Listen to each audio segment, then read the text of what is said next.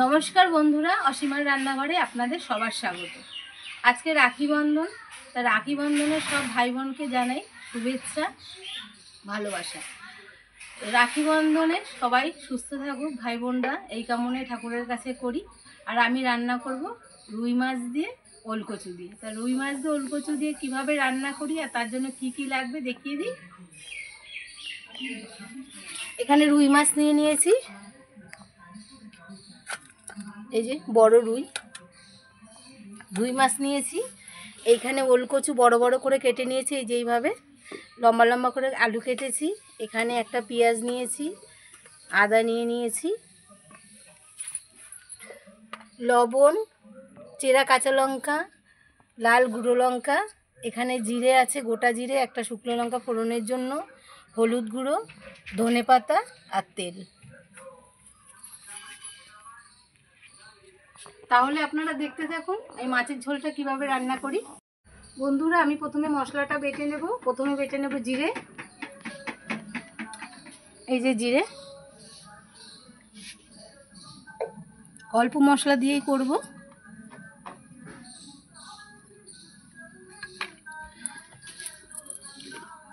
এখানে আদাটাও নিয়ে নেব একসাথে, জিরে আর আদা বেটে নেব।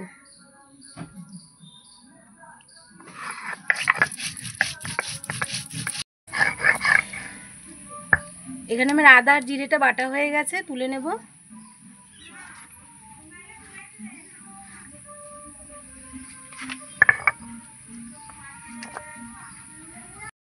উনুন আমি ধরিয়ে নিয়েছি, এবার কড়াইটা বসিয়ে দেব।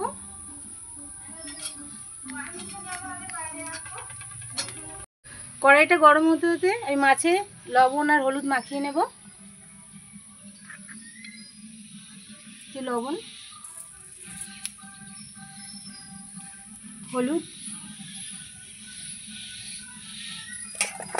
হাত দিয়ে ভালো করে মাখিয়ে নেব। আমি কড়াইতে তেল দিয়ে দিয়েছিলাম, তেলটা গরমও হয়ে গেছে। এবার আমি মাছগুলো দিয়ে দেব।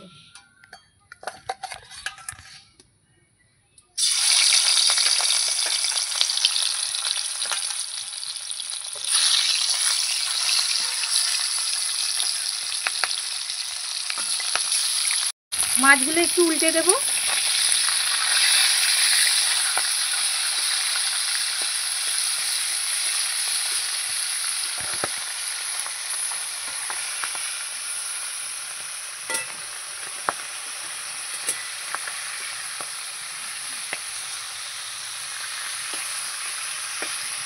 মাছগুলো আমার ভাজা হয়ে গেছে, তুলে নেব। লাল করে ভেজে নিয়েছি।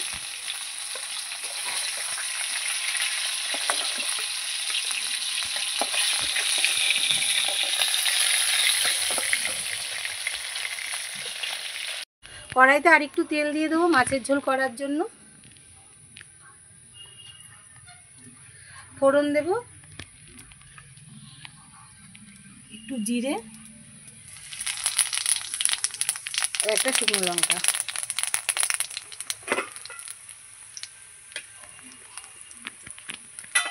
এই যে এখানে ওলটা আছে, আমি ওলটা দিয়ে দেবো প্রথমে।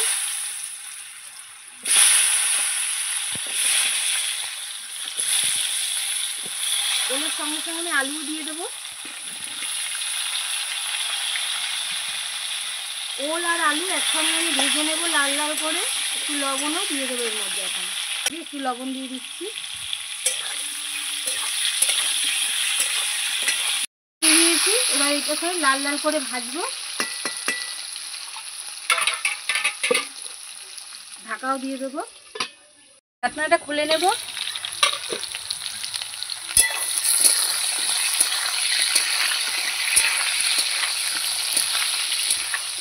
এবার আমি পেঁয়াজ দেবো এর মধ্যে।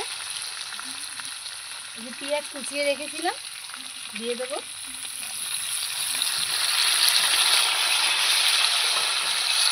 দিয়ে আবার নাড়াচাড়া করে নেব।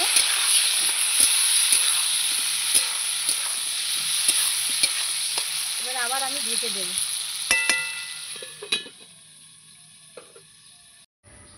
ঢাকাটা খুলে নেব। ওল আর আলু আমি লাল লাল করে ভেজে নিয়েছি। এই দেখুন লাল লাল করে ভেজে নিয়েছি। এবার মশলা দিয়ে দেবো আমি। এখানে জিরে আর আদা বাটা আছে, আমি দিয়ে দেবো। একটু বাটিতে জল গুলিয়ে দিয়ে দেবো যাতে মশলাটা পুড়ে না যায়। নাড়াচাড়া করে নেব।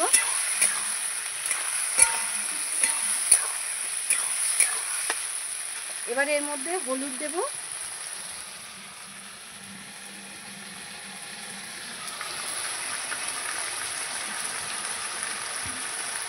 লঙ্কার গুঁড়ো দেব,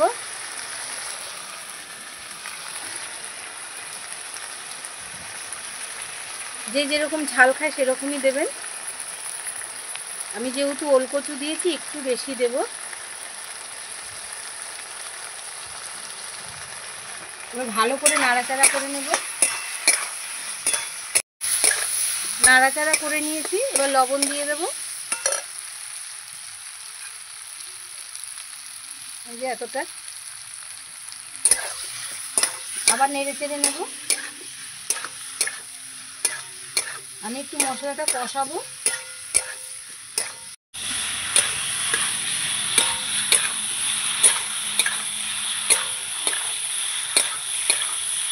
এই যে আলু আর ওলকচুর সঙ্গে আমার মশলা ভালো করে কষানো হয়ে গেছে। দেখুন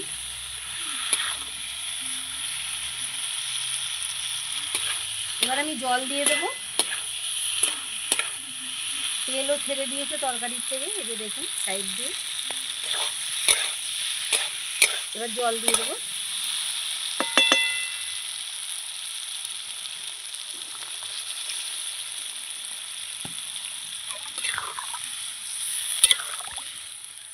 আমি একটু ঝোল ঝোল রাখবো, এই জন্য একটু জল বেশি করেই দিলাম।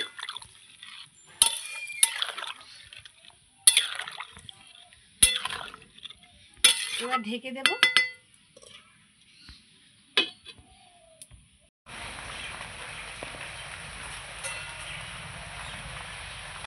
এই যে ঢাকনাটা তুলে নেব। ঝোলটা কি সুন্দর ফুটছে দেখুন, আর ঝোলের কালারটাও কি সুন্দর এসছে। আমার ওল কিন্তু একদম সিদ্ধ হয়ে গেছে।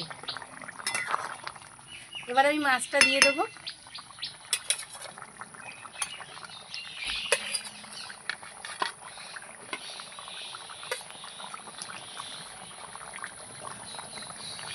মাছ দিয়ে আমি কাঁচা লঙ্কাগুলো দিয়ে দেবো। এই যে কাঁচা লঙ্কাগুলো দিয়ে দেবো। এই ধনে পাতাও আমি দিয়ে দেবো।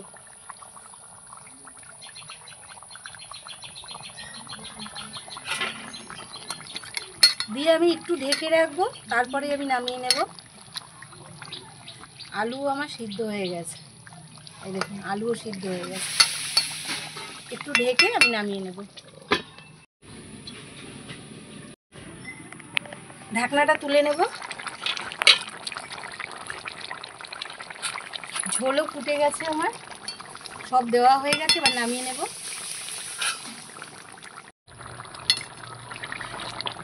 ঝোলের কালারটা দেখুন কত সুন্দর।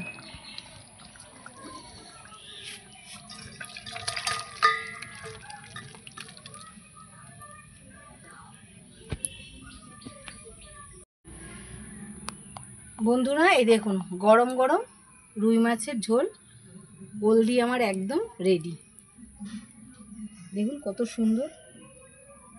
ওল আর আলু দিয়ে এভাবে রুই মাছের ঝোল করলে কিন্তু খুব ভালো লাগে খেতে, একটু অন্য রকম হয়। রোজ তো আমরা আলু দিয়ে করি।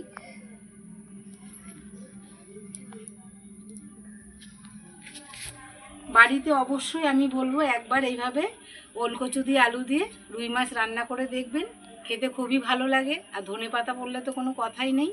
আর আমার চ্যানেলটাকে যদি আপনাদের ভালো লেগে থাকে লাইক করবেন, সাবস্ক্রাইব করে দেবেন, শেয়ার করে দেবেন। আর আমার সঙ্গে এতক্ষণ থাকার জন্য অনেক অনেক ধন্যবাদ। নমস্কার, জয় মাতা দি।